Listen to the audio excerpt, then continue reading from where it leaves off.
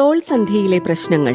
ഇതേക്കുറിച്ച് എറണാകുളം വെൽകെയർ ഹോസ്പിറ്റലിലെ joint replacement arthroscopy and sports surgery വിഭാഗം senior consultant doctor Nijith O ഗോവിന്ദനുമായി അഭിമുഖം. നമ്മുടെ ഷോൾഡർ അല്ലെങ്കിൽ ചുമല് നമ്മൾ പറയും, അല്ലെങ്കിൽ തോൾ സന്ധി. ഇത് വളരെ പ്രയോജനമുള്ള ഒരു സന്ധിയാണ്. നമ്മുടെ കൈകള് നമ്മൾ ഒരു ദിവസം പല പ്രാവശ്യം ചലിപ്പിക്കുന്നതാണ്. നമ്മുടെ നിത്യജീവിതത്തിലെ ഒരുപാട് ഉപയോഗിക്കപ്പെടുന്ന ഒരു സന്ധിയാണ്. പക്ഷെ കാൽമുട്ടിന്റെ സന്ധിയെ അപേക്ഷിച്ച് നോക്കുമ്പോൾ വെയിറ്റ് ഒന്നും താങ്ങുന്നില്ലെങ്കിലും വെയിറ്റ് ബെയറിംഗ് ജോയിന്റ് അല്ല. പക്ഷെ എന്നാലും നമ്മുടെ ശരീരത്തിലെ കൈ പല പ്രധാന ജോയിന്റ് ആണ്. നമ്മൾ എന്ത് ജോലി ചെയ്യുകയാണെങ്കിലും, ഡ്രൈവിംഗ് ആണെങ്കിലും, കളിക്കുകയാണെങ്കിലും, അതുപോലെ തന്നെ വീട്ടമ്മമാരാണെങ്കിൽ അവരെ ജോലിയിലാണെങ്കിലും എല്ലാത്തിലും നമുക്ക് ഈ ഷോൾഡർ ജോയിന്റ് ഉപയോഗിക്കണം, തോൾ സന്ധി ഉപയോഗിക്കണം. അപ്പൊ ഇതിന്റെ ഒരു പ്രവർത്തനം എന്തെങ്കിലും ഒരു ചെറിയൊരു തകരാറ് വന്നാൽ തന്നെ നമുക്ക് വലിയൊരു ബുദ്ധിമുട്ടാണ്. പലപ്പോഴും പ്രായമേറി വരുമ്പോ പലരും കൈ മേൽപോട്ട് പൊക്കാൻ പറ്റുന്നില്ല, സ്റ്റിഫ് ഷോൾഡർ, അങ്ങനെയൊക്കെയുള്ള പല കാര്യങ്ങള് ബുദ്ധിമുട്ടുകൾ, ചിലപ്പോൾ പുറകോട്ട് കൈ നീക്കാൻ പറ്റുന്നില്ല, ഇങ്ങനെയൊക്കെയുള്ള ബുദ്ധിമുട്ടുകൾ പറയാറുണ്ട്.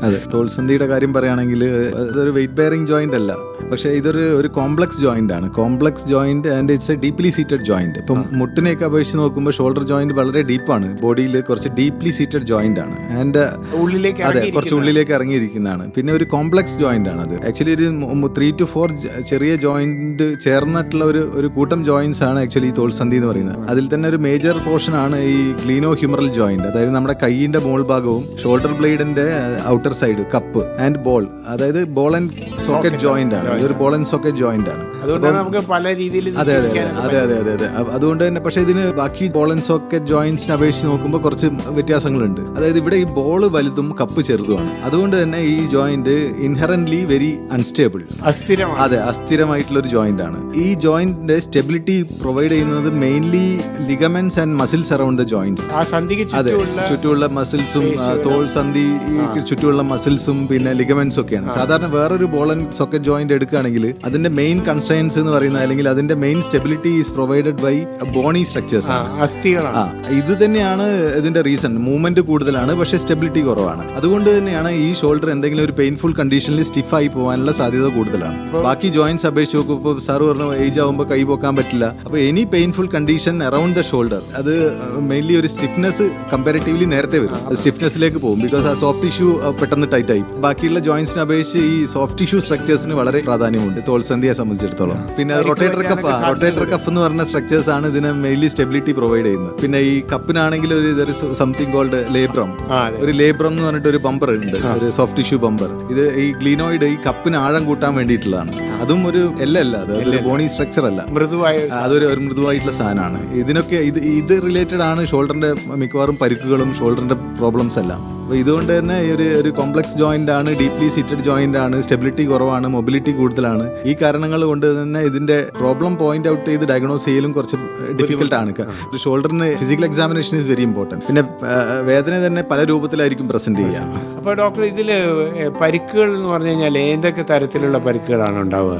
പരിക്കുകൾ എന്ന് പറയുമ്പോൾ 2 രൂപത്തിലാണ്. ഒന്നാമത് ഒന്ന് പെട്ടെന്നുണ്ടാവുന്ന പരിക്ക്, ഇപ്പൊ കളിക്കുമ്പോഴൊക്കെ പെട്ടെന്നുണ്ടാവുന്ന പരിക്ക്, വീഴ്ചയിലൊക്കെ ഉണ്ടാവുന്ന പരിക്ക്. രണ്ടാമത് ഓവർ യൂസ് ഇഞ്ചുറീസ്, അമിതമായിട്ട് ഉപയോഗിക്കുമ്പോൾ ഉണ്ടാവുന്ന ഇഞ്ചുറീസ്. അപ്പൊ ഈ പെട്ടെന്നുണ്ടാവുന്ന ഇഞ്ചുറീസ് എന്ന് പറഞ്ഞാൽ ഇപ്പൊ ഫ്രാക്ചേഴ്സ്, ഷോൾഡറിൽ വരുന്ന, ഇപ്പൊ ബോളിന് ഫ്രാക്ചർ വരാം, കപ്പിന് ഫ്രാക്ചർ വരാം, അതുകൂടാണ്ട് നമ്മുടെ കോളർ ബോണിന് ഫ്രാക്ചർ വരാം, ഷോൾഡർ ബ്ലേഡിന് ഫ്രാക്ചർ വരാം. ഇതൊക്കെ ഫ്രാക്ചേഴ്സ് ആണ്. അതുകൂടാണ്ട് ഇപ്പൊ ഈ സോഫ്റ്റ് ടിഷ്യൂ സ്ട്രക്ചേഴ്സ് എന്ന് പറഞ്ഞാൽ മെയിൻലി വരുന്നത് റൊട്ടേറ്റർ കഫ് ആണ്. റൊട്ടേറ്റർ കഫ് ഇഞ്ചുറി വരാം. അതായത് 4 മസിൽസിന്റെ ടെൻഡൻ കൂടിയതിനാണ് നമ്മൾ ഈ റൊട്ടേറ്റർ കഫ് എന്ന് പറയുന്നത്.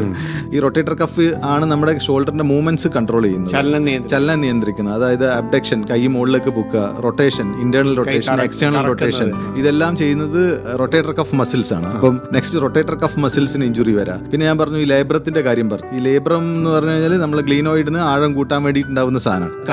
അതെ, ഒരു കുഴിയുടെ ഡെപ്ത് കൂട്ടാൻ വേണ്ടിയിട്ടാണ്. അപ്പൊ ആ കുഴിയുടെ ഡെപ്ത് അതിനെന്തെങ്കിലും സംഭവിച്ചു കഴിഞ്ഞാൽ കുഴി തെറ്റിപ്പോകാനുള്ള സാധ്യത വളരെ കൂടുതലാണ്. അതിനാണ് നമ്മൾ ഇൻസ്റ്റബിലിറ്റി അല്ലെങ്കിൽ ഷോൾഡർ ഡിസ്ലൊക്കേഷൻ എന്ന് പറയുന്നത്.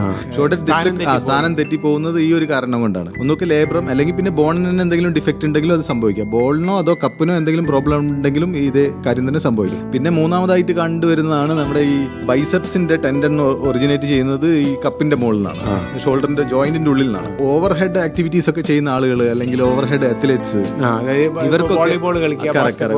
ജാവലിൻ ത്രോയേഴ്സ്, അപ്പൊ ഇവർക്കൊക്കെ ഈ ബൈസെപ്സ് ടെൻഡന് കേടുവരാനുള്ള സാധ്യത വളരെ കൂടുതലാണ്. ഓവർ ഹെഡ് ആക്ടിവിറ്റീസ് കൂടുന്നത്, ആ ആക്ടിവിറ്റിയിലാണ് അതിന് പരിക്ക് കൂടുതൽ വരാനുള്ള സാധ്യത. ഇതൊന്നും കൂടാണ്ട് പിന്നെ ഏജ് ആയിട്ട് വരുന്ന കുറെ സ്റ്റിഫ് ഷോൾഡർ വേറെ ഒരു വലിയൊരു എൻറ്റിറ്റിയാണ്. അതായത് ഷോൾഡറിന്റെ മൂവ്മെന്റ് വരാണ്ടിരിക്കുക.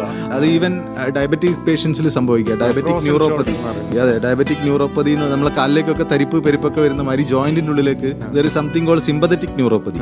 അപ്പോൾ ന്യൂറോപ്പതി വന്നിട്ട് കയ്യിലേക്ക് ഷോൾഡറിന്റെ മൂവ്മെന്റ്സ് കുറയാ, ഷോൾഡറിന്റെ കഫ് പ്രോപ്പറായിട്ട് വർക്ക് ചെയ്യാണ്ട് അതെപ്പോഴും അബ്ഡക്ഷൻ എക്സ്റ്റേണൽ റൊട്ടേഷൻ, അതായത് പുറകിലേക്കുള്ള മൂവ്മെന്റ് ആണ് എപ്പോഴും ബാധിക്കുക. മുൻഭാഗത്തുള്ള ക്യാപ്സ്യൂൾ ആണ് ടൈറ്റ് ആയി പോവുക. ജോയിന്റിന്റെ ക്യാപ്സ്യൂൾ, ജോയിന്റ് കവർ ചെയ്തിരിക്കുന്ന പോർഷനാണ് നമ്മൾ ജോയിന്റ് ക്യാപ്സ്യൂൾ. പിന്നെ ഷോൾഡറിനെ സംബന്ധിച്ച് ഒരു മെയിൻ പ്രോബ്ലം, കഴുത്തിൽ നിന്നുള്ള പ്രോബ്ലംസ് ഷോൾഡറിൽ പെയിൻ ആയിട്ട് പ്രസന്റ് ചെയ്യാം. അതായത് സെർവൈക്കോ ബ്രേക്കൽ ന്യൂറാൾജി, അല്ലെങ്കിൽ കഴുത്തിന്റെ എന്തെങ്കിലും കയ്യിലേക്കുള്ള നെർവ് എവിടെയെങ്കിലും ഞരമ്പ് എവിടെയെങ്കിലും ബ്ലോക്ക് ആവുക. അതൊരു കോമൺ കോസ് എന്ന് പറഞ്ഞാൽ സെർവൈക്കൽ ഡിസ്ക് ഡിസീസ് അല്ലെങ്കിൽ തേയ്മാനം, സെർവൈക്കൽ സ്പോണ്ടൈലോസിസ്. ഇത് കാരണമൊക്കെ തന്നെ കയ്യിലേക്കുള്ള നെർവിന് എവിടെയെങ്കിലും ബ്ലോക്ക് വരികയാണെങ്കിൽ നമുക്ക് ഇതൊരു കോമൺ സെനാരിയോ ആണ്.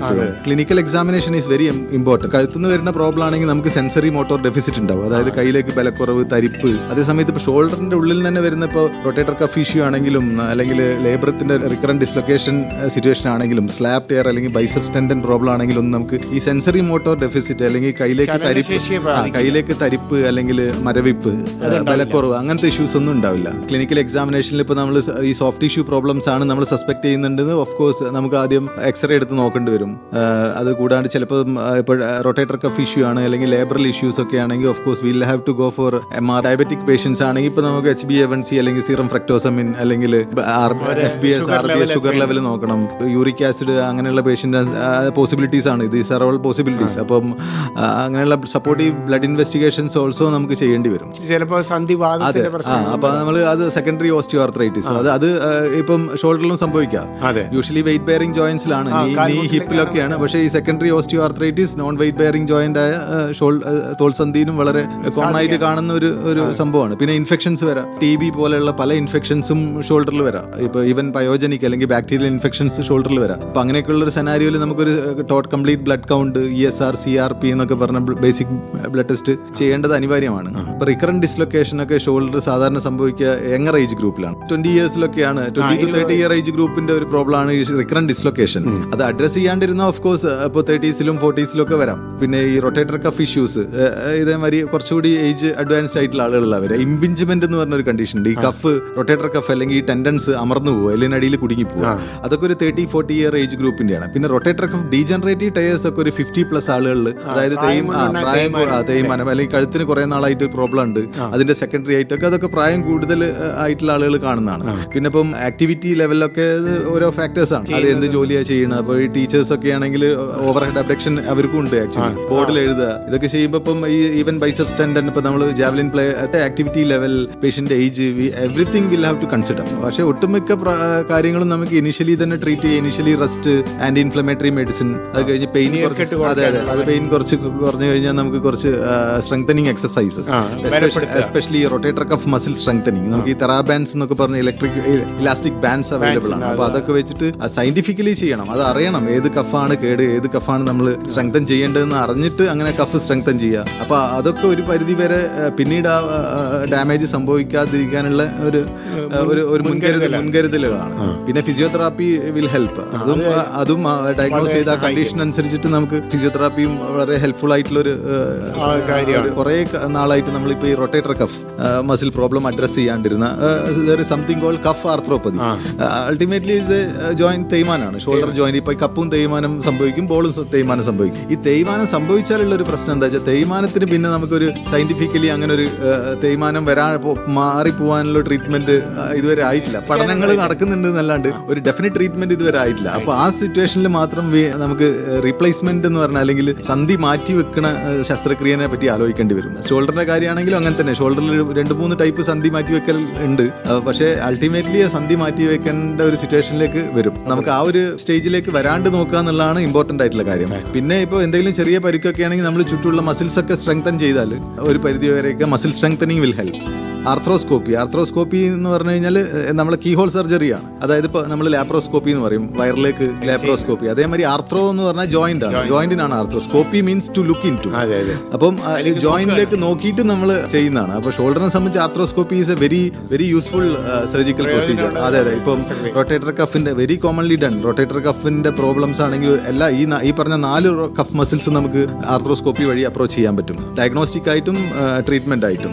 രണ്ടാമത് ഇപ്പൊ റിക്കറന്റ് ഡിസ്ലൊക്കേഷൻ, ഇപ്പൊ ലേബറൽ ഇഷ്യൂസ്, പിന്നെ എന്തെങ്കിലും ബോണി ഇഷ്യൂസ് ഉണ്ടെങ്കിൽ പോലും നമുക്ക് എല്ലിന്റെ പ്രശ്നം കൊണ്ടുണ്ടാവുന്ന കുഴതെറ്റൽ വരെ നമുക്ക് ആർത്രോസ്കോപ്പിയിൽ കൂടി കറക്റ്റ് ആക്കാൻ പറ്റുന്നതാണ്. പിന്നെ ഇപ്പൊ ബൈസെപ്സ് ടെൻഡൻ എന്തെങ്കിലും ഇഷ്യൂസ് വരിക, ഇത് കൂടാണ്ട് ലേബറൽ സിസ്റ്റം ഒക്കെ വന്ന് നെർവിന് അമരം വരിക, അതൊക്കെ വരുമ്പോഴൊക്കെ നമുക്ക് ആർത്രോസ്കോപ്പി ചെയ്യാം. അപ്പൊ ഷോൾഡറിനെ സംബന്ധിച്ച് arthroscopy is a very successful. And ഇപ്പൊ ഗ്ലോബലി തന്നെ എടുത്തു കഴിഞ്ഞാൽ shoulder arthroscopy number is very high, വളരെ കൂടുതലുമാണ്, വളരെ റിസൾട്ടുമാണ്. പിന്നെ ഈ ആർത്രോസ്കോപ്പി ഓപ്പൺ സർജറിനെ അപേക്ഷിച്ച് നോക്കുമ്പോൾ ചെറിയ മുറിവേ ഉള്ളൂ, 1 സെന്റിമീറ്റർ 1-2 മുറിവുകളെ ഉണ്ടാവുള്ളൂ. പിന്നെ ഹോസ്പിറ്റൽ സ്റ്റേ കുറവാണ്, ഡേ കെയർ ആയിട്ട് ചെയ്യാൻ പറ്റും. പിന്നെ patient recovery is fast, patient recovery വളരെ ഇപ്പം കൺവെൻഷണൽ സർജറി പെട്ടെന്ന് സുഖപ്പെടും. പിന്നെ നമുക്ക് റീഹാബിലിറ്റേഷൻ ചെയ്യാൻ എളുപ്പമാണ്, പെയിൻ കുറവായിരിക്കും, ബ്ലഡ് ലോസ് കുറവായിരിക്കും.